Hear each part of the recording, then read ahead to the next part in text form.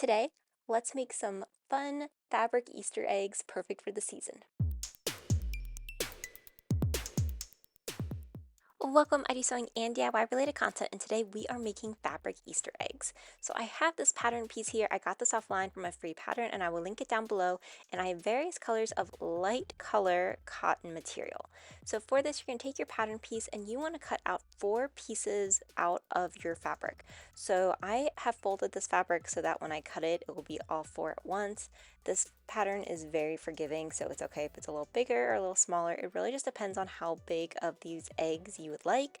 I decided to make them slightly bigger, but here is all 4 layers of the fabric. So then I just went through and did this for multiple different colors. You could make as many eggs as you wanted. I ended up cutting out around 12 different eggs, but we're only going to walk through the process with about 3 of them here.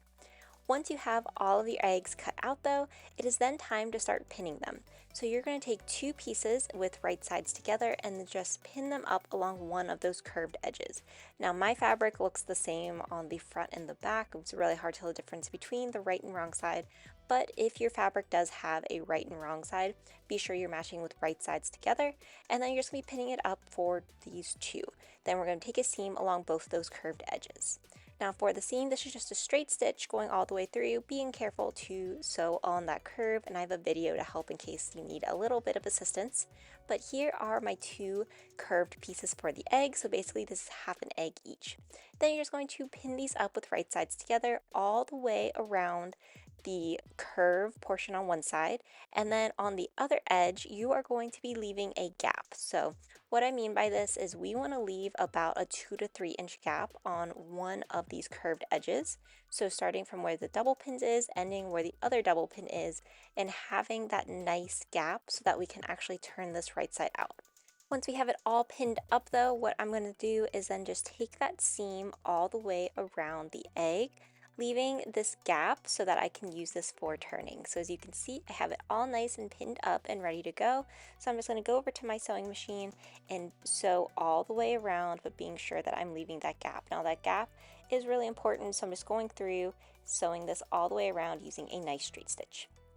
Now when it comes time for the sewing, be sure to take your time, pivot as needed, and adjust your fabric so that you don't have any bulging of the fabric or you're sewing over something you're not supposed to.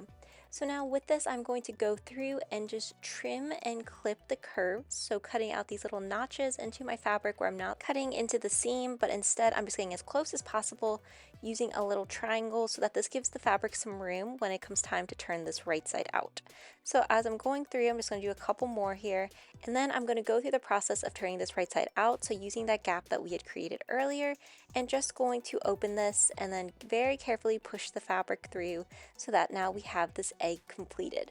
So now it is time for us to take this egg and any of the other eggs that you made, and we are going to begin the process of stuffing this. So you're just going to use a little stuffing. You can make this be as firm or as soft as you would like, and we're just going to be adding a little stuffing inside of it.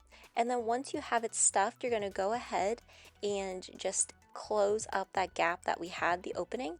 So I'm going to be hand sewing this. I would highly recommend to hand sew it. It's going to be a little difficult on a machine. So just taking a needle and thread and doing a few little stitches to close this egg up. Once you have it all closed up though, your Easter egg is now complete. So of course you could do these in lots of different fun colors. You could do it in different patterns. But especially with how expensive eggs are this year, I thought it would be really fun to actually decorate these using some fabric markers. So I went on Amazon and bought this pack of fabric markers. I did a little testing with them to make sure to see how the colors would look and make sure that the dye and the fabric didn't actually like bleed or how it would turn out, and everything was good. And then you can just go through and decorate these eggs as normal. So this could be a really fun idea for Easter if you have a lot of scrap fabrics and you have some stuffing on hand. That way you're not having to spend a lot for coloring eggs that you may not even eat. So with all of this, I'm just going to do a little decorating. I absolutely love how these turned out. They were so fun. They were really quick and easy to do, and a great scrap buster project. If you enjoyed this video, be sure to like, comment, and subscribe. The markers that I use are in the description below in case you want to try this out too.